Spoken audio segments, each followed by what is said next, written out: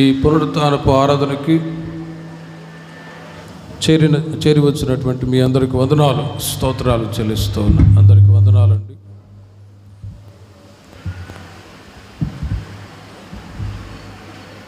ముందుగా ప్రకటించబడిన విధముగా రేపటి రోజు నుండి 5, 6, 7 తేదీల్లో ఒంగోలు పట్టణంలో బాలాజీ నగర్ మన హోసన్న మందిరం దగ్గర నూతన మందిర ప్రారంభోత్సవము, 3 రోజులు మహాసభలు కూడా ఏర్పాటు చేయబడ్డాయి. కాబట్టి మంచి వాతావరణాన్ని దేవుడు అనుగ్రహించి మహిమకరంగా 3 రోజులు సభలని దేవుడు జరిపించినట్లుగా ఒక నిమిషం అలాగే తలలు వంచి చిన్న ప్రార్థన చేద్దాం. సర్వకృపానిధిగు దేవా, మీ సన్నిధిలో మేము ప్రార్థిస్తూ ఉన్నాం. ఒంగోలు ప్రాంతంలో జరుగునై ఉన్న నూతన మందిర ప్రారంభోత్సవము మహాసభలని రేపటి రోజు నుండి 3 రోజులు ఆశీర్వాదకరంగా మీరు జరిపించమని ప్రార్థిస్తున్నాం తండ్రి. మంచి వాతావరణాన్ని మీరు అనుగ్రహించండి.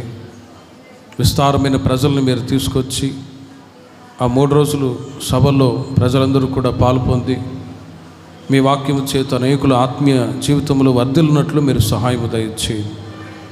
ముఖ్యంగా ప్రతికూల వాతావరణాన్ని దూరపరిచి అనుకూలమైన వాతావరణాన్ని మీరు దయచేయమని ప్రార్థిస్తున్నాం యేసయ్య. 3 రోజులు కూడా మంచి వాతావరణాన్ని దయచేసి విస్తారమైన ప్రజలను మీరు తీసుకొని రండి. నేను మీ సన్నిధిలో ప్రజలందరూ కూడా ఆశీర్వదించబడాలి. మీ నామానికి మహిమకరంగా 3 రోజులు సభలను జరిపించమని యేసు నామములో ప్రార్థించి వేడుకొనుచున్నాం తండ్రి, ఆమేన్. 3 రోజులు మంచి వాతావరణాన్ని దయచేసి ఒంగోలులో జరుగుతున్న నూతన మందిర ప్రారంభోత్సవం మహాసభలని ప్రభు దీవెనకరంగా జరిపించినట్లు విశ్వాసంతో దేవునికి 2 చేతులెత్తి దేవునికి స్తోత్రాలు చెబుతాం. స్తోత్రం, స్తోత్రం, స్తోత్రం, స్తోత్రం, స్తోత్రం, స్తోత్రం, స్తోత్రం, స్తోత్రం, స్తోత్రం. బైబిల్ గ్రంథంలో యెషయా గ్రంథం 51వ అధ్యాయం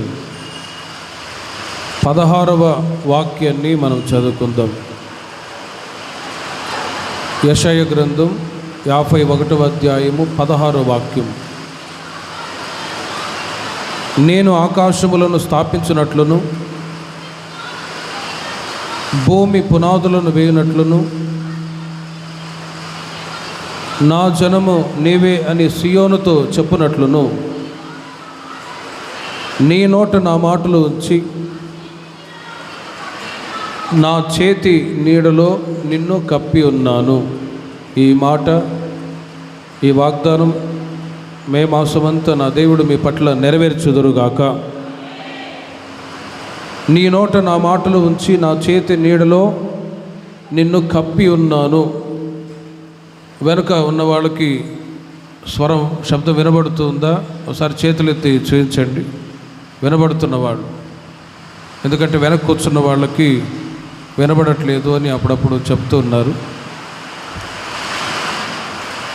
నీ నోట నా మాటలు ఉంచి నా చేతి నీడలో నిన్ను కప్పి ఉన్నాను. దేవుడు తన ప్రజల జీవితాలలో మేలు కలుగునట్లుగా, ఆశీర్వాదాలు కలుగునట్లుగా ఆయన మనతో మాట్లాడుతూ ఉన్నాడు. గత 4 మాసాలు కూడా ఇక్కడ చేరి వచ్చిన మీ కుటుంబాలన్నిటినీ దేవుడు తన చేతి నీడలో కప్పి సురక్షితంగా నడిపిస్తూ వచ్చాను. ఈ 5వ మాసంలో కూడా ఆయన చేతి నీడలో మిమ్మల్ని, మీ పిల్లల్ని, మీ కుటుంబాన్ని నా దేవుడు కప్పి నడిపించుదురుగాక. దేవుడు ఈ లోకములో ఉన్నప్పుడు ఆయన యొద్దకు వచ్చిన ప్రజలందరినీ కూడా ఆశీర్వదిస్తూ వచ్చాడు. అనేకులు అనారోగ్యంతో వచ్చిన వాళ్ళు ఉన్నారు.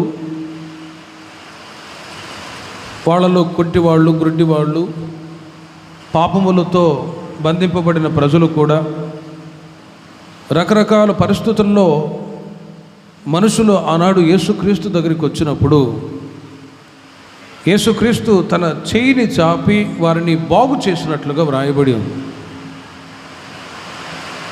వారి దగ్గరికి యేసుక్రీస్తు వారు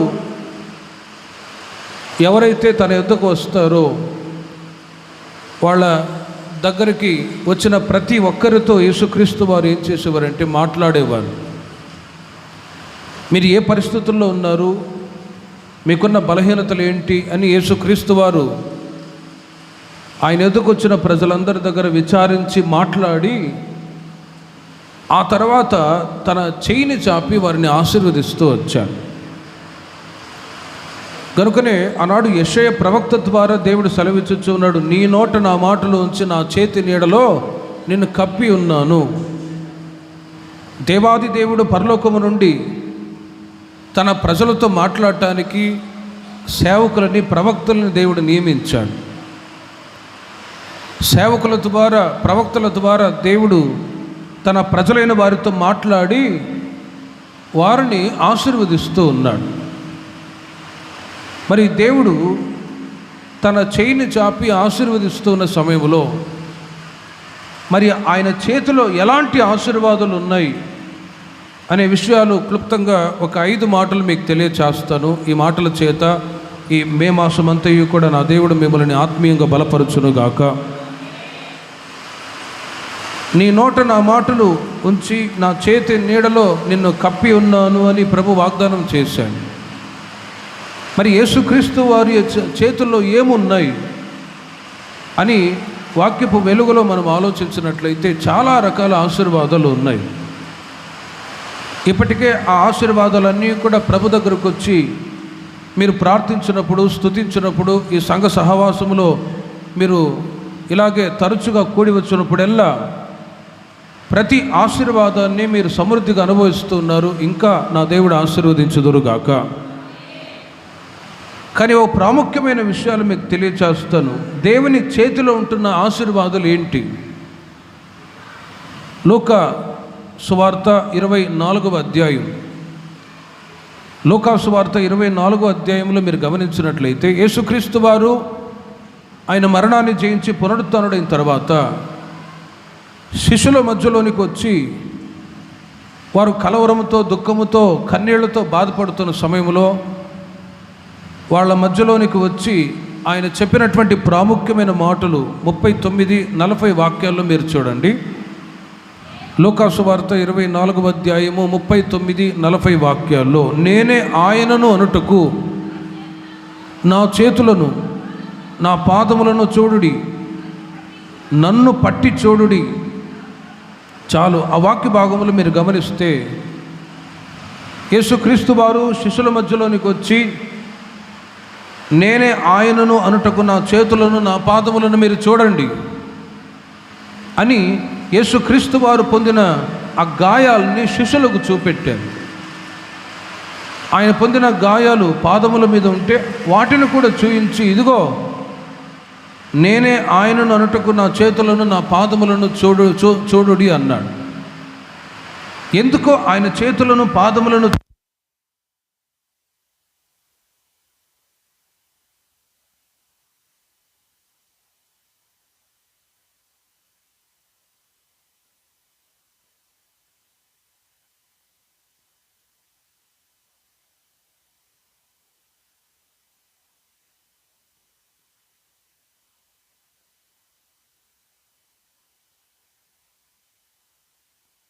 నా పాదములను చూడుడి అని యేసుక్రీస్తు వారు ఎందుకు ఆయన చేతులను, పాదములను చూపెట్టాడు అంటే, ఇదిగో నా చేతులకు ఉన్నటువంటి గాయాలు ఎందుకో తెలుసురా, మీ యొక్క రక్షణ కొరకే నా చేతులకు గాయాలు ఉన్నాయి, మీ రక్షణ కొరకే నా పాదాలకు గాయాలు ఉన్నాయి.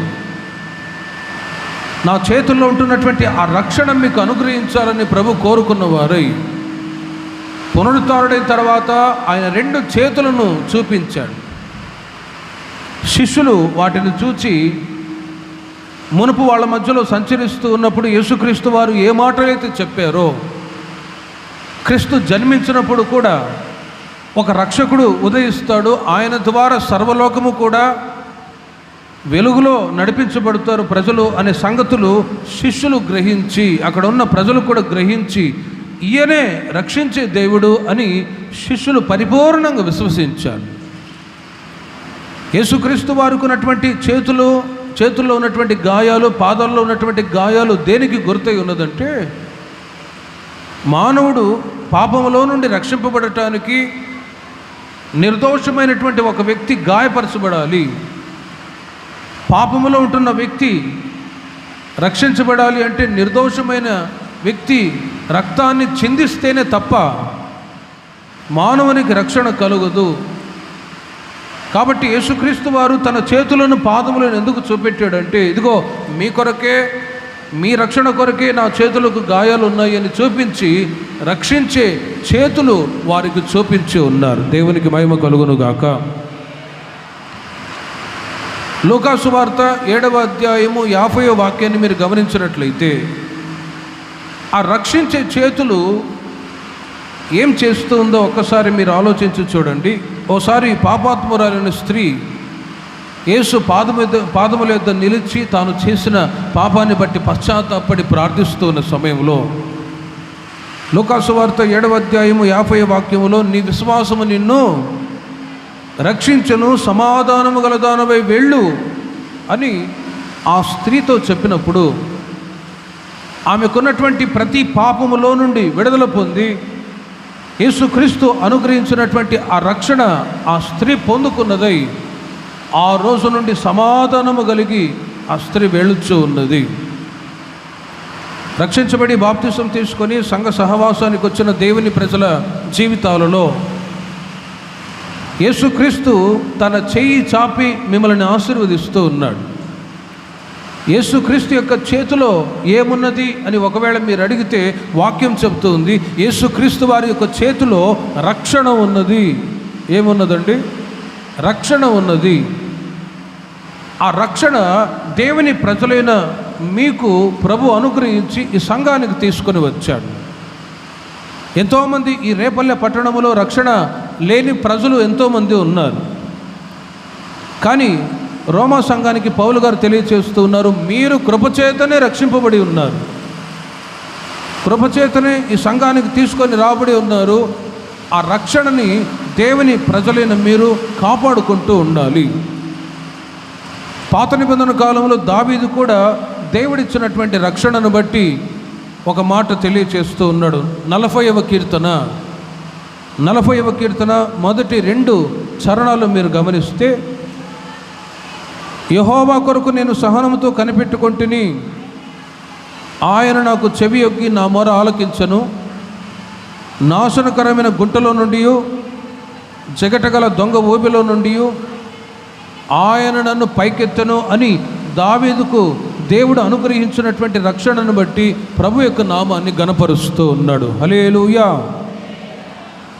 దావీదుకు దేవుడు అనుగ్రహించిన రక్షణను బట్టి ఆయన అంటారు, నాశనకరమైన గుంటలో నుండి, జిగటగల దొంగ ఊబిలో నుండి ఆయనను పైకి లేవనెత్తెను. దావీదు యొక్క జీవితం దేవుని చేత ఆశీర్వదించబడటానికి గల కారణం ఏంటంటే, దావీదు పొందిన ఆ రక్షణయే కారణం. కాబట్టి ప్రియమైన బర్లారా, ఈ పునరుత్థానపు దినమున చేరి వచ్చిన దేవుని ప్రజలైన మీకు ప్రభు తన హస్తాన్ని చాపి మనకు కూడా చూపిస్తూ ఉన్నాడు. ఇదిగో నా చేతులను నా పాదములను చూడుడి. ఆయన హస్తములో ఏమున్నాయి? గాయాలు ఉన్నాయి. ఆయన హస్తములో ఉంటున్నటువంటి ఆ గాయాలు చూసి మనం గ్రహించగలగాలి, ఆయన చేతుల్లో ఉంటున్న గాయాలు నాకు రక్షణనిచ్చింది అని. ఈ రోజున రక్షించబడి దేవుని మందిరానికి వచ్చి దేవుని ప్రజలకు జీవిస్తూ ఉన్నారంటే ఇది సాధారణమైన విషయం కాదండి. ఎందుకంటే ఎన్నో ప్రాంతాల్లో దేవుని యొక్క సువార్తను ప్రకటిస్తూ ఉన్నాం, దేవుని యొక్క రాజ్య సువార్త ప్రకటిస్తూ ఉన్నాం. ఎంతోమంది ఇంకా మతపిచ్చి కులపిచ్చిలోనే ఉండి క్రీస్తులోనికి రావడము అనేది మార్గము అని తెలియని పరిస్థితుల్లో ఇంకా కులపిచ్చి మతపిచ్చిలోనే ఉంటూ ఉన్నారు. కానీ ఇక్కడికి వచ్చిన మనందరికీ దేవుడు తన హస్తాన్ని చాపి రక్షణ అనే చేతులు చాపుతూ ఉన్నారు. ప్రభు ఇచ్చిన విలువైన రక్షణ కొరకై దేవునికి అందరూ స్తోత్రాలు చెబుదాం. స్తోత్రం స్తోత్రం స్తోత్రం స్తోత్రం స్తోత్రం స్తోత్రం స్తోత్రం స్తోత్రం స్తోత్రం స్తోత్రం. యెషయా గ్రంథం 53వ అధ్యాయము 5వ వాక్యాన్ని మీరు చూడండి.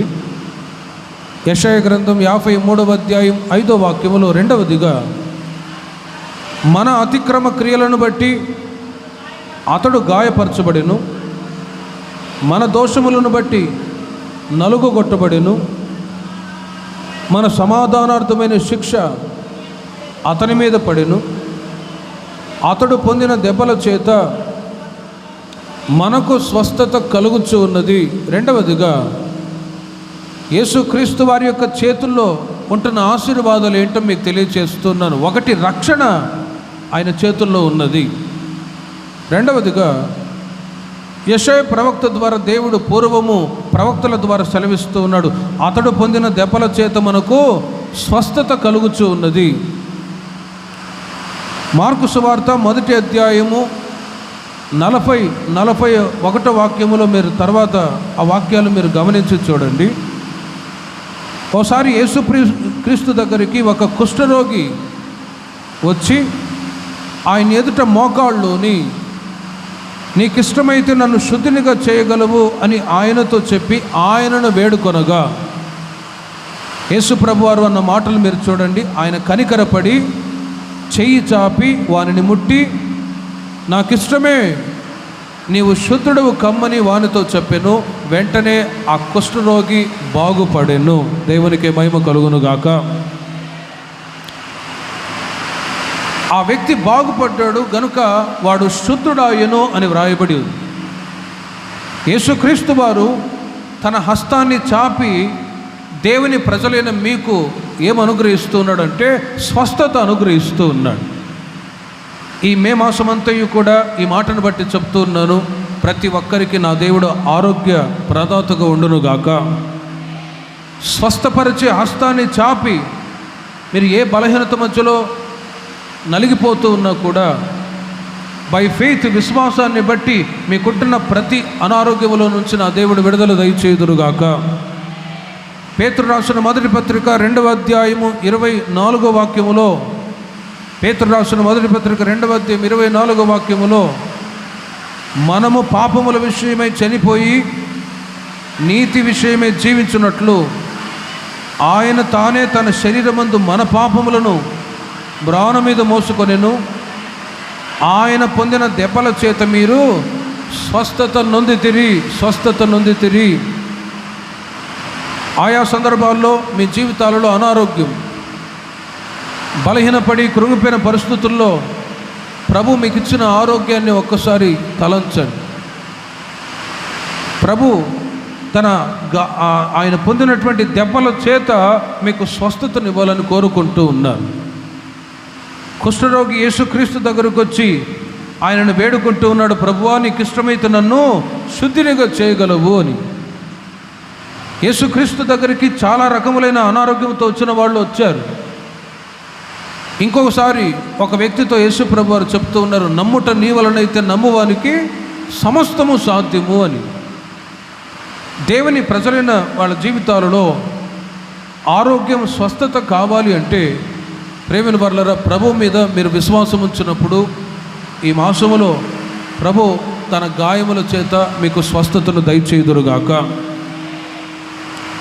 మత్తయి సువార్త 14వ అధ్యాయం 28వ వాక్యము నుండి 34వ వాక్యాల వరకు మీరు చదివినట్లయితే అక్కడ ఉన్న విషయాలు మీకు తెలియచేస్తాను, గమనించండి. పేతురు యేసుక్రీస్తు వారు సముద్రం మీద నడుచుకొని వస్తూ ఉంటే శిష్యులు పడవలో ఉన్నారు. యేసుక్రీస్తు వారు సముద్రం మీద నడుచుకొని వస్తున్న సమయంలో శిష్యులు చూచి భూతము భూతము భూతము అని భయపడుతూ ఉన్నారు.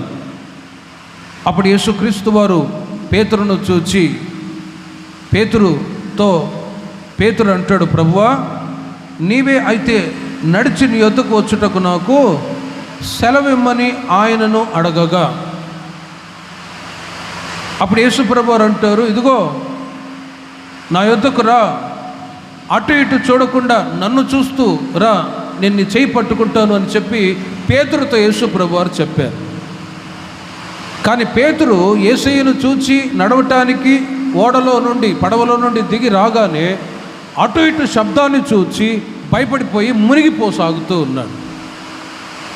ఆ సమయంలో యేసు ప్రభువారు అంటారు, ఇదిగో అల్ప విశ్వాసి, ఎందుకు సందేహపడితివి అని అతనితో చెప్పాను. వారు దోణి ఎక్కినప్పుడు గాలి అణిగెను అని వ్రాయబడి ఉంది.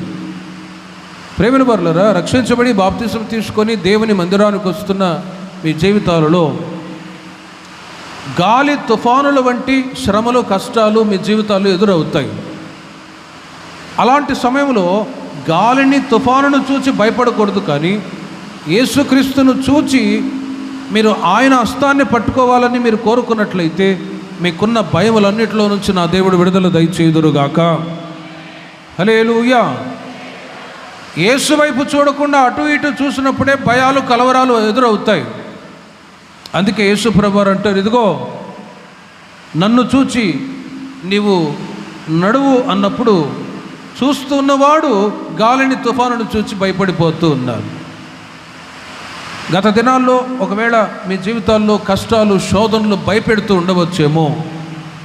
ఈ మాటను బట్టి చెప్తూ ఉన్నాను, మీకు ఎదురయ్యే కష్టాలు శ్రమలను చూచి మీ భయపడకూడదు, కానీ విశ్వాసమునకు కర్తయు దానిని కొనసాగించువాడునైనా యేసు వైపు చూచుచు ఈ పరుగు పందెంలో మీరు ఓపికతో పరిగెత్తారనుకోండి, మీకున్న కలవరాలు కష్టాలు అన్నీ కూడా ఈ మాసములో ఎదురైనా కూడా వాటి నుంచి నా దేవుడు విడుదల దయచేయుదురుగాక.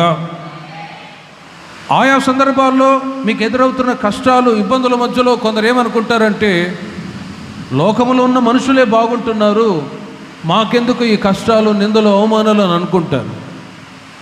కానీ లోకములో ఉన్నవానికంటే మనలో ఉన్న యేసయ్య గొప్పవాడు కాబట్టి లోకస్తులకు ఎదురయ్యేటువంటి కష్టాలు వాళ్ళ జీవితాలలో నాశనాన్ని కలుగజేస్తూ ఉన్నాయి. కానీ క్రీస్తు మార్గంలో నడిపించబడుతున్న నీ జీవితంలో ఎదురవుతున్న కష్టాల మధ్యలో పోరాటాల మధ్యలో ప్రభు ఏం చేస్తున్నాడంటే నీ చెయ్యి పట్టుకొని నిన్ను ధైర్యంగా అద్దరికి నడిపించుదురుగాక. మీరు విశ్వసించండి, ఈ మాసములో మీకు ఎదురయ్యే ప్రతి శోధన బాధలు కష్టాలన్నిటిలో నుంచి విడిపించి మీ కుటుంబాలలో ప్రభువే షాలోము రాజుగా నివాసము చేయుదురుగాక. యోహాను సువార్త 10వ అధ్యాయం, యోహాను సువార్త 10వ అధ్యాయము 28, 29 వాక్యాల్లో మీరు గమనించినట్లయితే, నేను వాటికి నిత్య జీవమునిచ్చుచున్నాను గనుక అవి ఎన్నటికీ నశింపవు, ఎవడనూ వాటిని నా చేతిలో నుండి అపహరింపడు, వాటిని నాకిచ్చిన తండ్రి అందరికంటే గొప్పవాడు గనుక నా తండ్రి చేతిలో నుండి ఎవడనూ వాటిని అపహరింపలేడు అని వ్రాయబడి ఉంది. 4వదిగా యేసుక్రీస్తు వారి యొక్క చేతులు కాపాడే చేతులు. విశ్వసించిన వాళ్ళు హల్లెలూయా చెప్పండి. యేసుక్రీస్తు వారి యొక్క చేతులు కాపాడే చేతులు. సాధారణముగా గొర్రెల కాపరులు ఉన్నారు. గొర్రెలు మేపుతున్న వాళ్ళు గొర్రెలు అటు ఇటు తప్పిపోతున్న సమయంలో ఆయన దగ్గర ఉన్న కర్ర సహాయము ద్వారా గొర్రెల్ని ఒక చోట సమకూరుస్తారు. గొర్రె తప్పిపోతున్న సమయంలో లేకపోతే తోడేళ్ళు వచ్చి పట్టుకొని వెళ్ళిపోతున్న సమయంలో కాపరి ఏం చేస్తాడంటే ఆ తోడేళ్ళ నోట్లో పడకుండా గొర్రెని తప్పించి కాపాడుతాడు. యేసుక్రీస్తు వారు చెప్పిన ప్రతి మాట ఉపమాన రీతిగానే చెప్తూ ఉండేవాళ్ళు గనుక ఇక్కడ కూడా ఆయన చెప్తూ ఉన్నారు, నేను వాటికి నిత్య జీవమునిచ్చుచున్నాను గనుక. ఎవరికి? ఇదిగో మన కొరకు యేసుక్రీస్తు వారు నిత్య జీవమునిచ్చుచు ఉన్నారు. మరి నిత్య నరకానికి లేకపోతే నరకాగ్నికి ఆహుతి చేసేటువంటి వారు ఎవరంటే, యోహాను సువార్త 10వ అధ్యాయము 10వ వాక్యములు మీరు గమనిస్తే, దొంగతనమును హత్యను నాశనం చేయటానికి వస్తాడు సాతానుగాడు. దొంగ అంటే ఎవరు ఇక్కడ? సాతానుగాడు. దొంగతనమును హత్యను నాశనం చేయటానికి వస్తూ ఉన్నాడు. కానీ మంచి కాపరిని యేసయ్య ఇదిగో మనందరికీ ఆయన నిత్య జీవాన్ని వారసునిగా చేయటానికి ఈ లోకానికి వచ్చాడు. హల్లెలూయా. కాబట్టి తోడేళ్ళ చేతుల్లో లేకపోతే సాతాను యొక్క చేతుల్లో దేవుని ప్రజలు చిక్కుకొనకుండా ఉండే నిమిత్తమై ప్రభు ఏం చేస్తున్నాడంటే ఆ కబంధ హస్తాల్లో నుండి దేవుడు రక్షించి కాపాడుతూ ఉన్నాడు. అందుకే ఆయన అంటారు, ఎవడునూ వాటిని నా చేతిలో నుండి అపహరింపడు. దేవుని ప్రజలైన మీరు గ్రహించాలి, ఇప్పుడు మనమందరము కూడా ఎవరి చేతుల్లో ఉన్నాం? యేసయ్య చేతుల్లో ఉన్నాం. ఆయన చేతుల్లో ఉన్నప్పుడు ఎవరూ మనల్ని అపహరింపలేరు. కాబట్టి పరలోకములో ఉంటున్న యేసయ్య ఆయన ప్రతి ఒక్కరిని ఈ మాసమంతయు కూడా కాపాడుదురుగాక. మీరు పనిచేస్తున్న స్థలాల్లో కానీ, మీరు ప్రయాణాలు చేస్తున్నా కానీ, ఇంట్లో ఉన్న బయట ఉన్న ఎక్కడ ఉన్న సురక్షితమైన రెక్కల నీడలో యేసయ్య మిమ్మల్ని మీ పిల్లల్ని భద్రపరిచి కాపాడుదురుగాక. ఎందుకు తన ప్రజలైన మనల్ని ఆయన కాపాడాలని కోరుకుంటున్నాడంటే, యోహాను సువార్త 10వ అధ్యాయము 27వ వాక్యంలో మీరు గమనించినట్లయితే, నా గొర్రెలు నా స్వరము వినును, నేను వాటిని ఎరుగుదును, అవి నన్ను వెంబడించును అని యేసుక్రీస్తు వారు చెప్పారు. యేసయ్య మాటలు మీరు వింటూ ఉన్నారు. యేసయ్య మీ గురించి ఎరిగి ఉన్నారు. మనము క్రీస్తును వెంబడించుచు ఉన్నాము కాబట్టి ఆయన మనల్ని కాపాడాలని కోరుకుంటూ ఉన్నారు. అందరూ దేవుని చేత కాపాడబడతారు అంటే అందరూ కాపాడబడలేరు. ఈ రోజున ప్రతిరోజు మీరు గమనించినట్లయితే ఎన్ని యాక్సిడెంట్లు జరుగుతూ ఉన్నాయి, ఎన్ని అపాయాలు కలుగుతున్నాయో మనకు తెలుసు. బయటికి వెళ్ళిన మనిషి తిరిగి వస్తాడనే నమ్మకం లేని రోజుల్లో ఉన్నాం. కాపుదల అనేది కరువైపోయింది.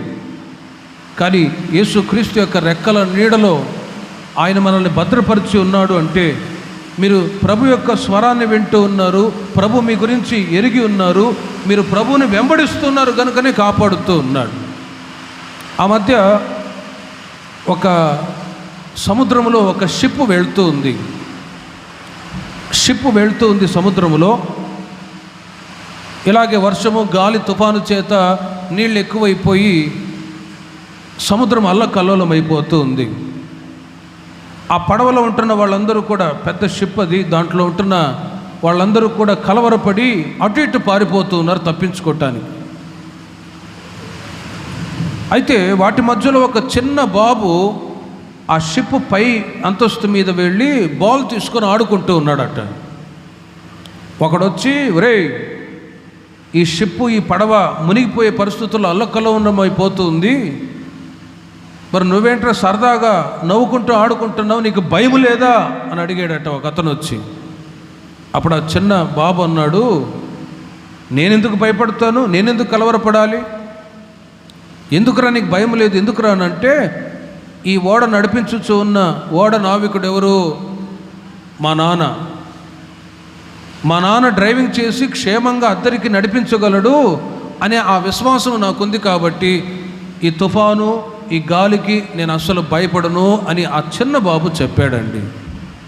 ఒకసారి ఆలోచించండి, గాలి తుఫానులు వంటి శ్రమలు, కష్టాలు, ఇబ్బందులు ఎదురవుతున్న సమయంలో నిన్ను కాపాడి అద్దరికి చేర్చే బాధ్యత ఎవరి మీద ఉందంటే, నేను ప్రకటిస్తున్న యేసుక్రీస్తుకు ఉన్నది. హల్లెలూయా. కాబట్టి ఈ మే మాసమంతా మీరు విశ్వసించండి, ఎలాంటి అపాయాలు కలగకుండా సంఘానికి వచ్చిన ప్రతి ఒక్కరిని దేవుడు కంచె వేసి కాపాడుదురుగాక. చివరికి ఒక్క మాట చెప్పి ముగిస్తాను. ప్రకటన గ్రంథం 1వ అధ్యాయము 17-18 వాక్యాల్లో యేసుక్రీస్తు యొక్క చేతులు మహిమలోనికి చేర్చే చేతులు. నేను ఆయనను చూడగానే చచ్చిన వాని వలె ఆయన పాదముల యొద్ద పడి తిని, ఆయన తన కుడి చేతిని నా మీద ఉంచి, చాలు. అక్కడ మీరు గమనించండి, పద్మస్ టీవీలో పరవాసిగా ఉన్న అపోస్తలుడైన యోహాను గారిని దేవుడు దర్శించి పరలోకపు దర్శనాన్ని చూపించాడు. ఈ లోకంలో ఉండంగానే పరలోక దర్శనాన్ని చూచిన వ్యక్తి ఎవరు అనంటే అపోస్తలుడైన యోహాను గారు మాత్రమే. యేసుక్రీస్తు వారు ఆయనను చూడంగానే ఆయన అన్న మాట ఏంటంటే, నేను చూడంగానే చచ్చిన వాళ్ళమలే ఆయన పాదముల యొద్ద పడి తిని. పరలోకపు దర్శనాన్ని చూచినప్పుడు, తీసుకొని వెళ్ళి చూపిస్తానని చెప్పినప్పుడు యోహాను గారికి భయము, కలవరం ఏర్పడింది. కానీ ప్రియమైన వర్లరా, యేసుక్రీస్తు వారు యోహాను గారి యొక్క చేతిని పట్టుకొని వెళ్ళి పరలోకాన్ని చూపించాడు. చూపించిన తర్వాత ఆయన ఏమంటాడో మీరు చూడండి. 18వ వాక్యములో, భయపడకుము, నేను మొదటివాడను కడపటివాడను జీవించువాడను మృతుడనైతిని కానీ ఇదిగో యుగ యుగములు సజీవుడనై ఉన్నాను, మరియు మరణము యొక్కయు పాతాళము యొక్కయు తాళపు చెవులు నా స్వాధీనములో ఉన్నవి అని తెలియచేశాడు. యేసుక్రీస్తు వారు పద్మస్ దీవిలో పరవాసిగా ఉన్న యోహాను గారి యొక్క చేతిని పట్టుకొని వెళ్ళి పరలోక రాజ్యాన్ని చూపించి, మరణము యొక్కయు పాతాళము యొక్కయు తాళపు చెవులు నా స్వాధీనములో ఉన్నాయి, కాబట్టి పరలోక పట్టణానికి వెళ్ళాలంటే తాళపు చెవులు నా యొద్ద ఉన్నాయి. పరలోక రాజ్యానికి వెళ్ళాలి అంటే నా ద్వారానే తప్ప ఎవరి ద్వారా కుదరదు. అందుకే యేసుక్రీస్తు వారు అంటారు, నేనే మార్గము, నేనే సత్యము, నా ద్వారా తప్ప ఎవడు పరలోక రాజ్యములో ప్రవేశించలేడు అన్నాడు. యేసుక్రీస్తు వారు చెప్పిన మాటను బట్టి ప్రేమను వర్లరా, ఈ లోకములో ఉంటున్న ఒక వ్యక్తి పరలోక పట్టణానికి లేక మహిమలోనికి వెళ్ళాలి అంటే యేసుక్రీస్తు వారు చేయి పట్టుకొని మనల్ని తీసుకొని వెళ్తే తప్ప అక్కడికి మనం చేరలేము. దేవునికి మహిమ కలుగును గాక. కాబట్టి పునరుత్థాన వేళ యేసుక్రీస్తు 2000 సంవత్సరాల క్రితం ఈ లోకానికి వచ్చి మన కొరకై ఆయన ప్రాణత్యాగము చేసి పునరుత్థానుడై ఆయన సజీవునిగా తను తాను కనపరుచుకొని ఈ రోజున ప్రతి వారం పునరుత్థానుడైన క్రీస్తును మనం ఆరాధిస్తూ ఉన్నాము అని అంటే, ఒకటి ఈ లోక సంబంధమైన ఆశీర్వాదాలు పొందుకొని దేవుని ప్రజలు వర్ధిల్లుచూ ఉండగా, మరొక వైపు పరలోకపు మహిమను పొందాలి అనే ఉద్దేశంతో ప్రభు ఇక్కడికి మిమ్మల్ని తీసుకొని వస్తూ ఉన్నారు. ఇక్కడికి వచ్చినప్పుడు క్రీస్తు యొక్క మార్గములు నడిపించబడటం ద్వారా కలిగే ఒక శ్రేష్టమైన ఆశీర్వాదం ఏంటంటే, ఇదిగో ఆ పరలోక పట్టణాన్ని దేవుడు మనకు స్వాస్థ్యముగా ఇవ్వబోతూ ఉన్నాడు. హల్లెలూయా. పరలోక పట్టణాన్ని దేవుడు మనకు స్వాస్థ్యముగా ఇవ్వబోతూ ఉన్నారు. ఆ రాజ్యము కొరకు ఈ రోజుల్లో మన సంఘం సిద్ధపడదుము గాక. అందరు మోకరించి ప్రార్థన చేసుకుందాం. విన్న ఈ మాటల్ని బట్టి, విన్నటువంటి ఈ మాటల్ని బట్టి అందరూ చిన్న ప్రార్థన చేసుకొని బలలో పాలు పొందబోతూ ఉన్నాం.